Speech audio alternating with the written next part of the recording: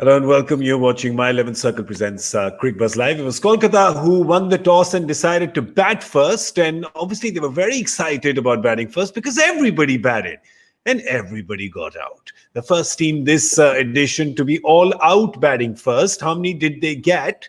Losing all their wickets. It was 167 all out at the 20th. And if you think at the end of the 10th, they were, 92? 92 for 2 perhaps. 93 for 2, and after that, wrapping the innings up at 167.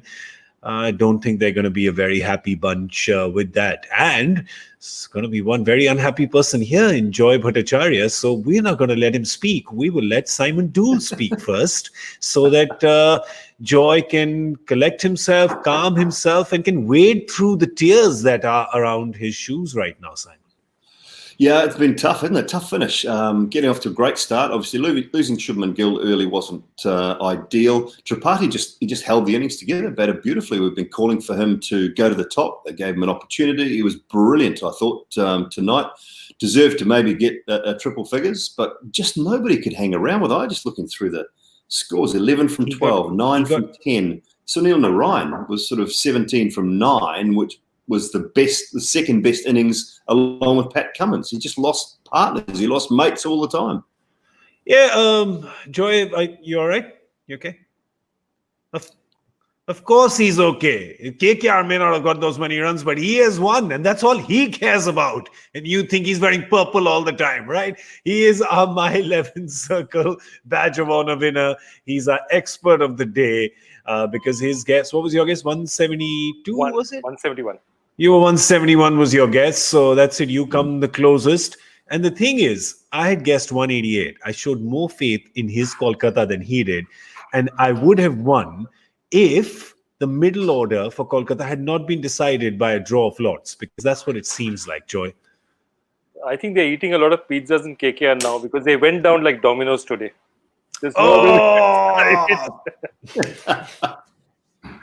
Seriously, I mean, I have a theory out here, and Simon has played so much international cricket.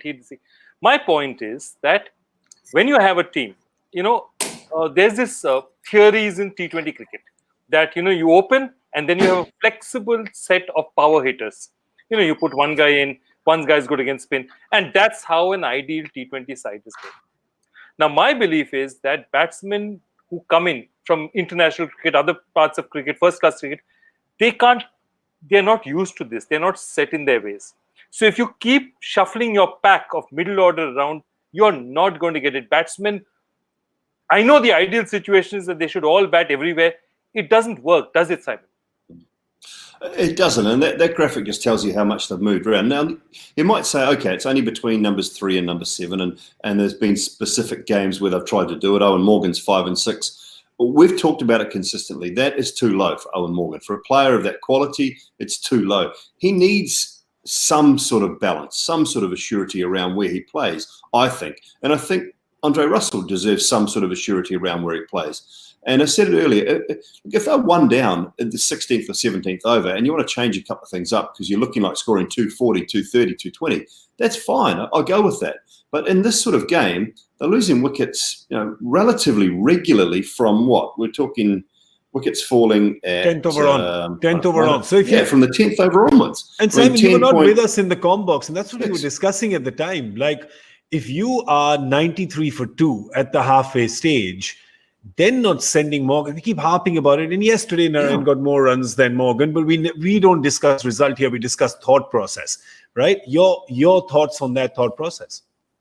Yeah, absolutely. I mean, it just didn't make any sense. It was the perfect time for Morgan to come in. Absolutely perfect time. Now, if you want Sunil Narayan to play that role, why can't he play that role at number 7 or 8? I mean, do what Pat Cummins has done. He's going to go out and he's going to swing the bat. He's not going to waste deliveries for you. Now, it doesn't even wash with me setting a left-hander out because Morgan's a left-hander to face the spinners. There's no, it's hard. I mean, it's hard to criticise from sitting outside, but there just didn't seem to be a huge amount of thought went into it. It just should have been Morgan at 4, Russell at 5. And that's how they should play. They may go on to win this game and they might look back and say, okay, they didn't score runs, but we got it right. Now, that's possibly the case. I just don't know whether those guys will feel overly comfortable about it.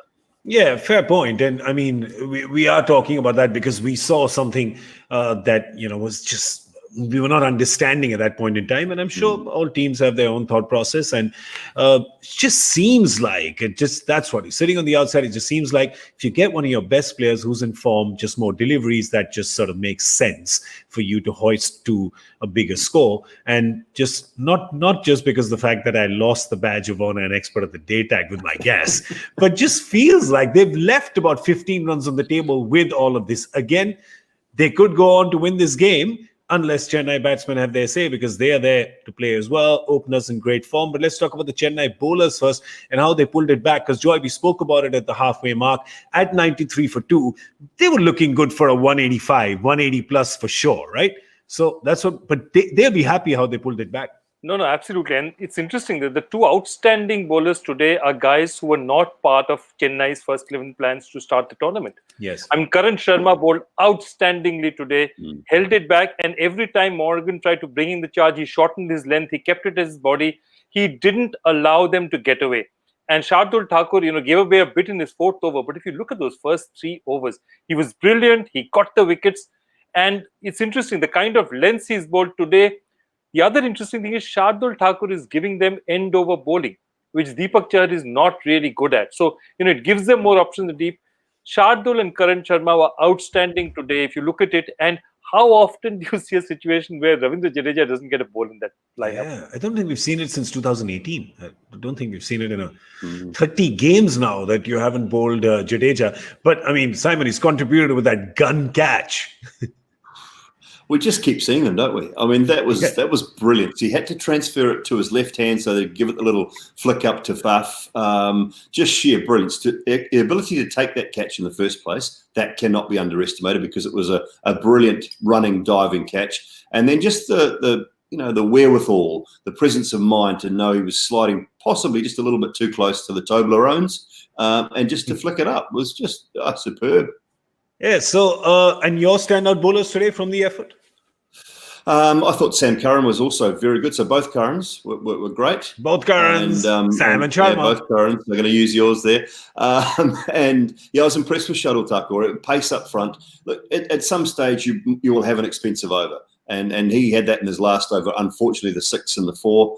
But I thought he was really, really good. Bowled with good pace, used the bouncer well, used the slower ball sparingly. Sam Curran's he's a very, very clever cricketer, Sam Curran. And to me, that's, that there's a lot about the modern players, but he's just a very smart young man. I think he's got a good head on his shoulders. He can bat. Certainly field, and is just very clever with the ball as well. And we've seen that through test matches and one days with England. So that was great. And just to bring another leg spinning option into the side, and for him to do so well straight off the bat was really good performance. I don't know about the 160 odd. I think if Chennai play well as they did the other night, clearly won't be enough. But this surface looks like it's got a little bit of spice in it. It'll suit Cummins. It'll suit them, Mavi and Nagakoti, and it might even suit Andre Russell late in the piece. Yeah, because that's why I feel like the second half of the match is going to be pretty spicy, because Chennai does have the batsmen to get this score, but Kolkata seem to have the bowlers to defend the score, and that's what you want. You want that sort of equal, spicy battle, and it looks like the pitch will also aid that battle to happen between bat and ball. A quick look at the Chennai batting. The last match that they played won by 10 wickets, so you didn't have to look beyond Faf and Watson, of course, but they've got the batting lineup. Look at where they go. I mean, Shardul and Chahar themselves have had some batting exploits in this tournament. So effectively, you're batting to 10, presuming you're putting Karan Sharma at 11, who's not a number 11 by any stretch. No, absolutely. It's a long batting order, and I think they can do it. They have all the batting firepower. Again, the problem is if they just don't get caught up in the run rate and leave themselves with 12, 13s, 14s to get, because this Chennai lineup can now get 12s and 11s and 12s. The 15, 16 that they would get in their heydays, I think, is beyond it. And for God's sake, in the second innings, will one fielder please hit the stumps when he's throwing at it? I couldn't believe it. Ravindra Jadeja misses, Sam Curran misses. I mean, these are the best four fielders in the business. They keep bloody missing the stumps. Somebody hit the stumps, please. I'm picking up that you're a little upset about this. I don't know. It's just Just from your tone. I just don't a get tad. Just a little bit. Just a touch, perhaps. I promise you. Someone will get the stumps. Someone will get the stumps. Don't worry. And it's Kolkata fielding, so he wants them to get the stumps now, doesn't he? All right. Quick look at the Kolkata bowling as well. They've got Pat Cummins. They've got Shivam Mavi. They've got Nagar Koti. They've got Varun Chakravarti, Sunil Narayan, and of course the overs from Andre Russell and Simon. It's been such a boon getting these overs on Andre Russell every game. Yeah, and they talked about it at the start of the tournament. I know Brendan McCullum was quite open about the fact they don't want to use Russell as much as he has been at times in the past. They want to try and preserve those overs. They think he's only gotten a certain amount of overs through the whole IPL. So if they don't have to bowl him, they won't. He bowled beautifully at the death in a game in Sharjah and only went for, I think, 14 runs off his last 2 overs in a game in Sharjah. So he knows what it's about. And if they can use him sparingly, they will hope that they don't have to with the 3 quality spinners and the 3 quality quicks that they've got. But if they need him, he's there and he's ready to go. And I think that's a great way to use Andre Russell. He's a surprise package as a bowler if required. 4 overs 29 in Sharjah against Delhi when you're looking at 200 plus scores. That's a pretty decent return there. All right. So, gentlemen, before we go, the needle swinging. Where's it going? Where's it going? Where's it going? Where's it going? Where's it going in your mind? There he is. There he is, Simon Doull. Where does he go? Is that Chennai? That's Chennai? That's Kolkata side. That's Kolkata side. Advantage. Purple. This side's yellow. Yeah. Is that advantage Kolkata? Is that what you're saying? Yeah. 60-40? Kolkata. Runs on the board. I'm seeing a mirror image. That's why I just want to make sure. Also, you're in Dubai, which is left-hand drive, so that's why I just want to make sure. I thought this was a little bit. I thought this was a little bit purple. That is. That's why and there's just a little bit yellow just here. Just a little bit. You've got both, of course. Of course, Joy is all purple. When he opens his shirt like that, he's got his KKR shirt below that. So, but anyway, where's it swinging for you? 50-50, 60-40? I think it's a very even game because it's all about the start. I think the first 6 overs, if they don't get off to a good start, they could struggle because Kolkata has the bowling after that. And I was just thinking about it. You were talking about the bowlers, Gaurav, and you mentioned Sunil Narayan as the 4th option, and it shows you how things have changed. When you thought Kolkata bowling for the last 10 years, the first name that comes to mind is. But he's number 4 in batting, so I named him number 4 in bowling also. No? You aren't happy with his coming at. I mean, if he was opener, I would have named him first. So like that only, no. That's why. Well, yes.